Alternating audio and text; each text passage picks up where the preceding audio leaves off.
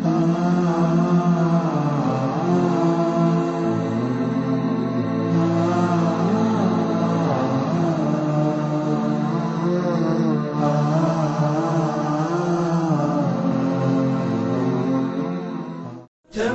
التحايا بجيد السماء كعقد بهين كثير النقاء، فأنتم أضأتم لنا الملتقى، فيا غيم جد وانتفض بالعطاء، فيا غيم جد। সুন্দর ও উত্তম কাজগুলোর মধ্য হতে অন্যতম একটি কাজ হচ্ছে আল্লাহর দিকে আহ্বান করা। এটি হচ্ছে এমন এক মহান কাজ যেই কাজের দায়িত্ব আল্লাহ তাআলা নবী ও রাসূলগণকে দিয়েছিলেন। আল্লাহ তাআলা তার নবীকে লক্ষ্য করে বলেন, উদউ ইলা সাবিলি রাব্বিকা বিল হিকমাতি ওয়াল মাউইযাতিল হাসানা। হে নবী, আপনি প্রজ্ঞা ও উত্তম উপদেশের মাধ্যমে মানুষদেরকে আপনার রবের দিকে আহ্বান করুন।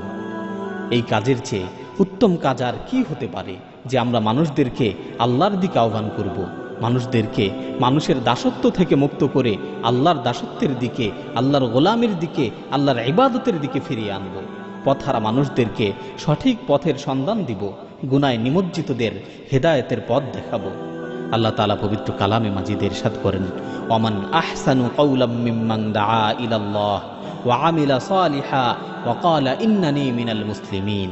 তার কথার চেয়ে আর কার কথা উত্তম হতে পারে যে মানুষদেরকে আল্লাহর দিকে আহ্বান করে এবং সৎকর্ম করে এবং বলে, নিশ্চয়ই আমি মুসলিমদের অন্তর্ভুক্ত।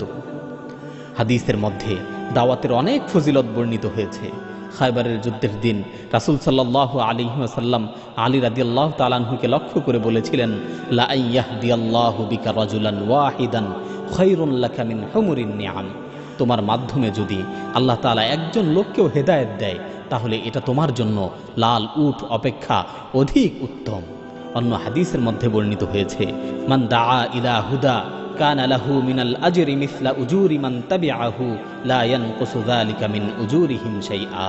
কেউ যদি কাউকে ভালো কাজের দিকে আহ্বান করে আর ওই ব্যক্তি যদি সেই ভালো কাজটি করে তাহলে আহ্বানকারী আমলকারী ব্যক্তির সমপরিমাণ সওয়াব পাবে। তাদের উভয়ের সওয়াবের ক্ষেত্রে কোনো ধরনের কম বেশ করা হবে না।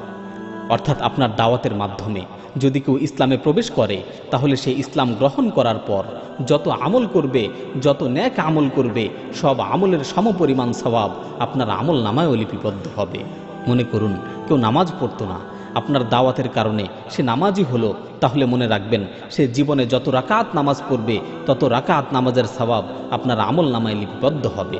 আপনাদের উভয়ের সওয়াবের মধ্যে কোনো ধরনের কম বেশ করা হবে না। সুতরাং আসুন আমরা প্রত্যেকেই এক একজন দ্বীনের দায়ী হয়ে ময়দানে অবতীর্ণ হই। আমরা আমাদের সাধ্য অনুযায়ী দ্বীনের দাওয়াতকে মানুষের দ্বারে দ্বারে পৌঁছে দেই। আমরা প্রত্যেকে প্রত্যেকের অবস্থান থেকে মানুষদেরকে আল্লাহর দিকে আহ্বান করি।